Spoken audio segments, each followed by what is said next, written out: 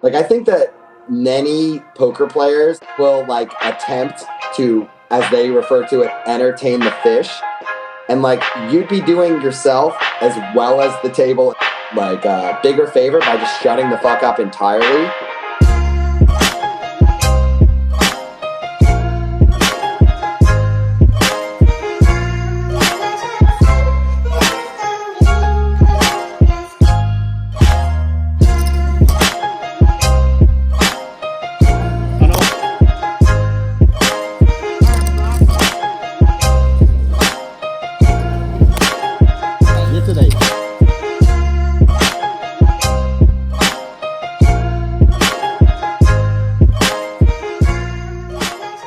Hey guys, welcome back to the channel. This episode is going to be a little more to the point than usual, just because I have to leave to Vegas in 6 hours. So not too much time here to get this vlog edited and uploaded. But I played a few sessions over the past few days that included some pretty crazy hands, and I wanted to make an episode out of it. So without any further ado, hang on because these hands do get a little bit ridiculous. $2, $3, no limit, Texas Hold'em. In for 300. Let's go.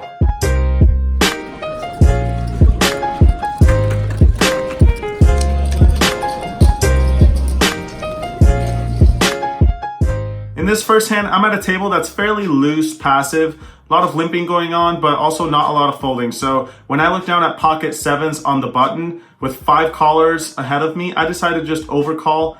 Don't want to create a bloated pot here with a middling pocket pair, so I decided to just set mine and play a flop in position. Small blind folds, and now the big blind squeezes to $23.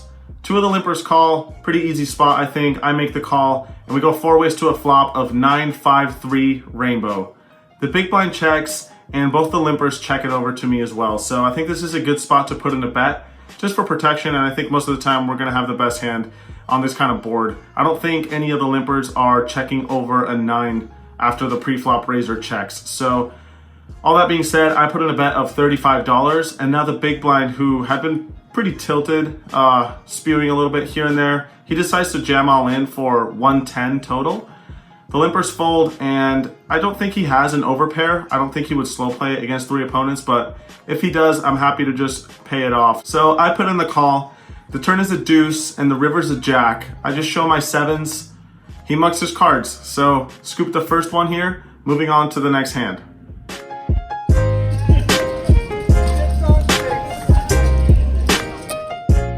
In the next hand, there's 3 limps, and I look down at ace king offsuit on the button.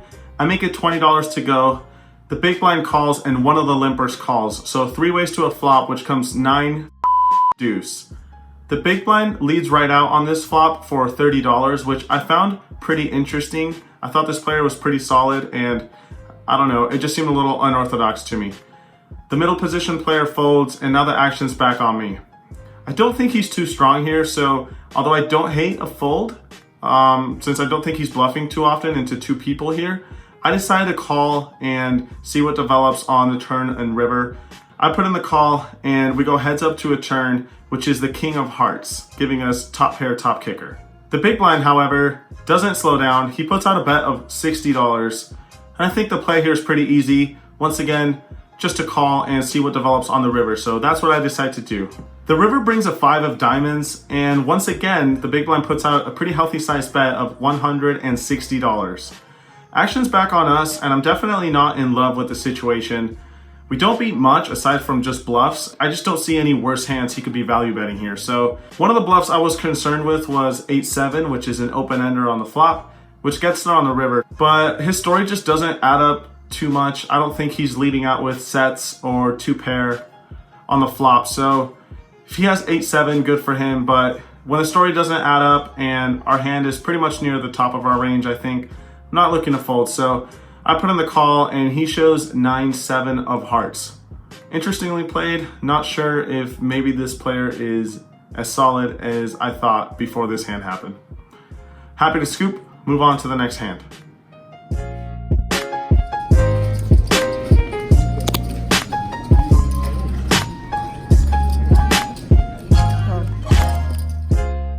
Next, it's time for ace king offsuit once again. This time from the cutoff, I put in an open to $12.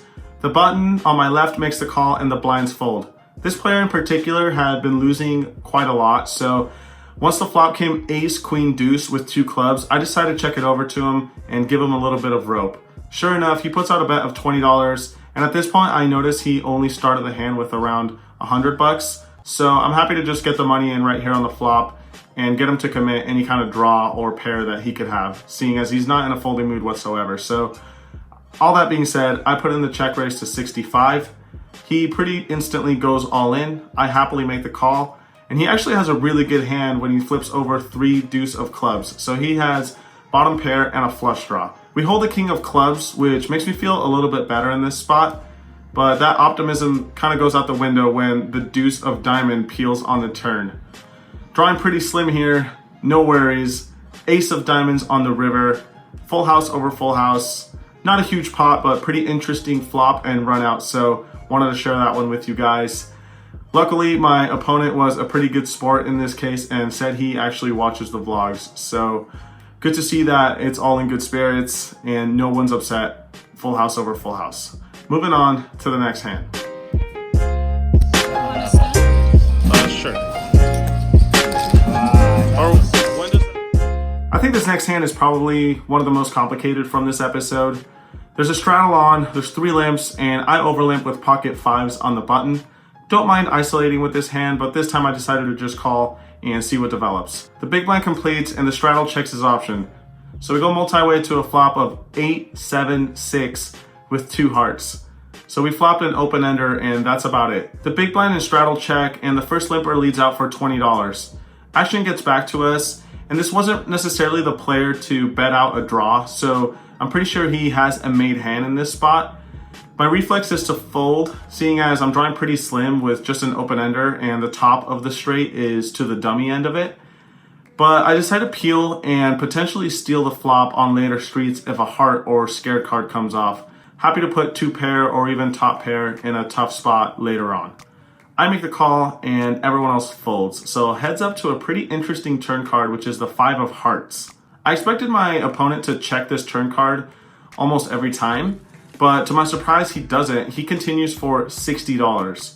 Action's back on us, and now at this point I'm slightly suspecting that this player flopped a straight with maybe 1 heart in his hand, because this should be a pretty nasty turn card for him, so it doesn't make a lot of sense for him to continue betting sets and 2 pairs. I don't think there's much option for us though. Just put in the call and see what develops on the river. So that's what I decided to do. The river helps us out. It's the 8 of clubs. So we fill up here. Definitely expecting him to check over now, as he should have almost nothing on this board. But once again, he bets out $140. He has about $100 behind at this point, and I'm kind of in the tank between calling and jamming all in. We have the worst possible full house we can have, and I just don't see what could call that is worse than what we have. Aside from maybe a flush, I think all straights are folding at this point, and everything else that he's going to fold is just going to be bluffs. After some deliberation, I decided to just call in fear of value owning myself against a better full house. Didn't think I was going to get called by worse. Doesn't turn out to make too much difference though, because he ends up having ace 10 offsuit with the ace of hearts. So I guess he just decided to go nuts. Works out in our favor. Moving on to the next hand.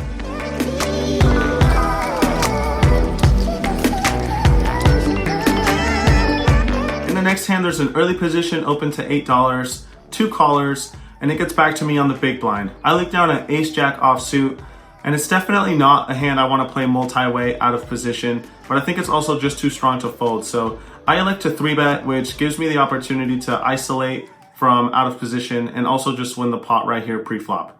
I make it $50 to go. The original raiser folds, the first caller folds as well, and the second caller actually goes all in for 120. He's not really representing much here aside from just small pocket pairs, so with the dead money in there and already having $50 committed, it's a pretty easy call. That's what I decide to do, and sure enough, he flips over pocket 4s. I show my ace jack and we're off to the races here. No problem though. Flop king queen 10. Easy game, right? The turn's a 4, I still don't really care, and the river's a 4. So now I care. That's not cool. Yeah, that's not cool. On to the next hand.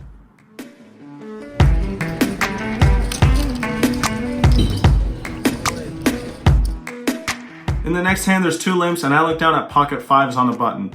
I decide to make it $18 to go, and both the limpers make the call. The flop comes queen, jack, 5 with 2 clubs. Pretty sweet spot for us. There's a lot of draws that we can get value from, and we also don't block top pair. So when they check it over to me, I continue for $30 in this spot.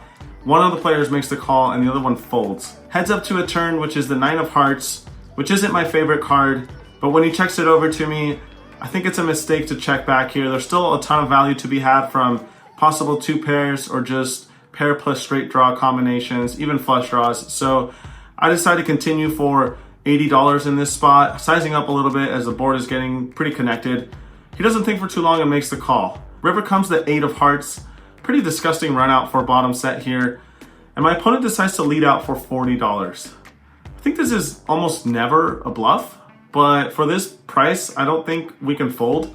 He could be putting in a blocker bet with 2 pair, or obviously most of the time it's going to be a 10 for a straight, but like I said, for that price, I'm not really going anywhere. I put in the call and he shows 10-5 offsuit. Pretty nasty run out there. On to the next hand.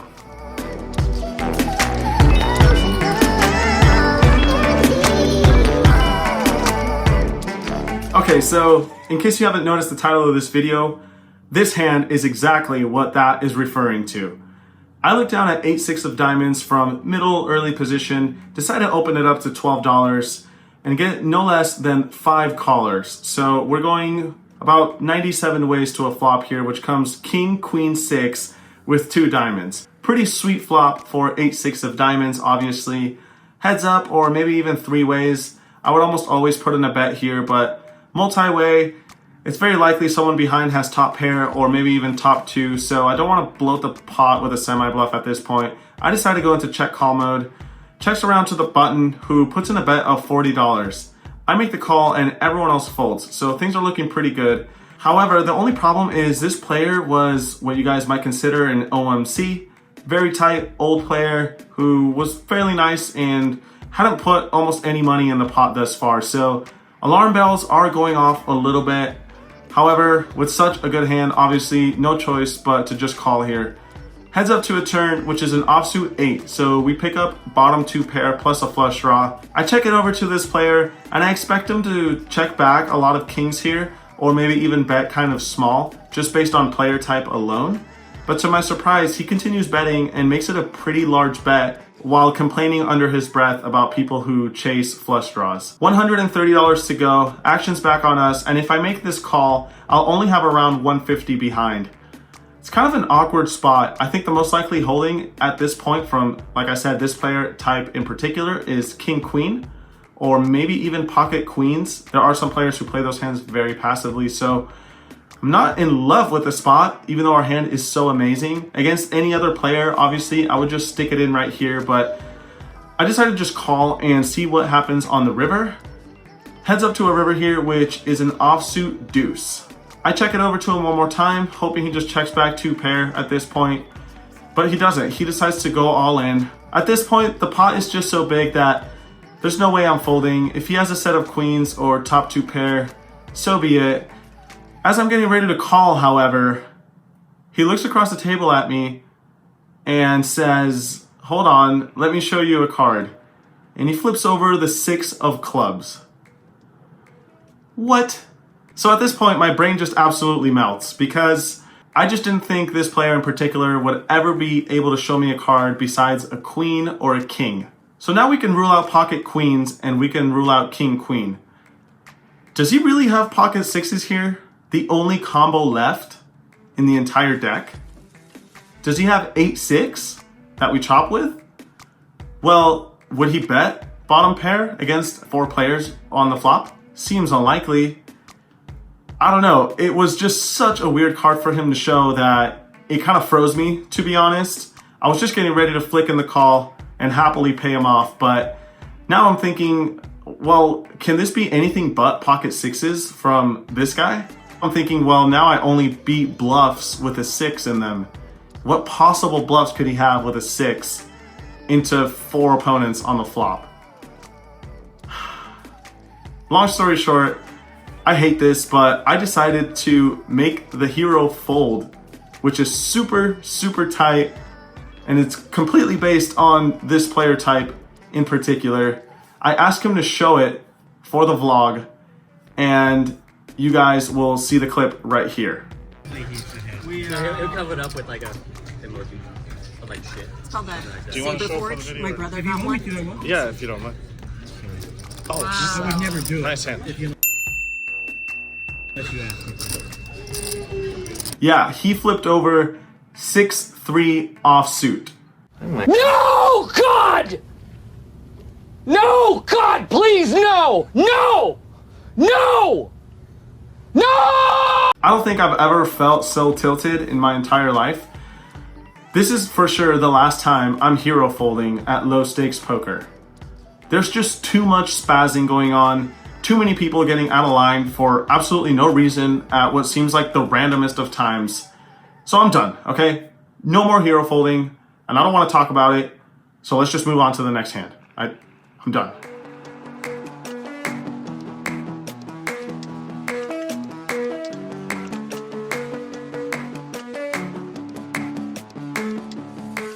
All right, in this last hand, I look down at pocket queens from under the gun, open it up to $15, the button makes the call, and everyone else folds. So heads up out of position to a flop of 8-7 deuce with 2 hearts. I continue for $25. He pretty quickly makes the call. The turn is an offsuit 3. I continue for $55, and once again, this player makes the call. Heads up to a river still, which is the queen of spades. I think the majority of my opponent's range in this spot is going to be a ton of flush draws and straight draws, or maybe a combination of both. Obviously, we got a great run out and all of those missed. However, I don't think this player type in particular is the type to bluff missed draws. So I decided to implement a play that I do very rarely, but I think there's a few spots where you can work it in. Something called the micro bet, where you just bet really tiny out of position on the river to induce a bluff from a player who you think is clearly drawing and missed a draw. So I bet out for $10. Seems a little unorthodox, I know, but in very specific context, this play can work wonders. Sure enough, he thinks about it for a long time and eventually puts in a bet of $80. I make the call pretty quickly, and sure enough, he shows ace-10 of hearts. So not sure if he was going to bluff the river regardless, whether I put in the small bet or not, but I had a pretty solid read on this player, I think, and I'm pretty confident that he was just going to check back and say I missed. So pretty happy with my play there, and yeah, that's the last interesting hand from all these crazy sessions I've been playing the last few days.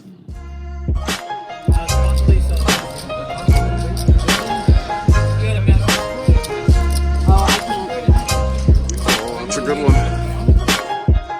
So after everything is said and done, I played a total of 22 hours and booked a profit of $818.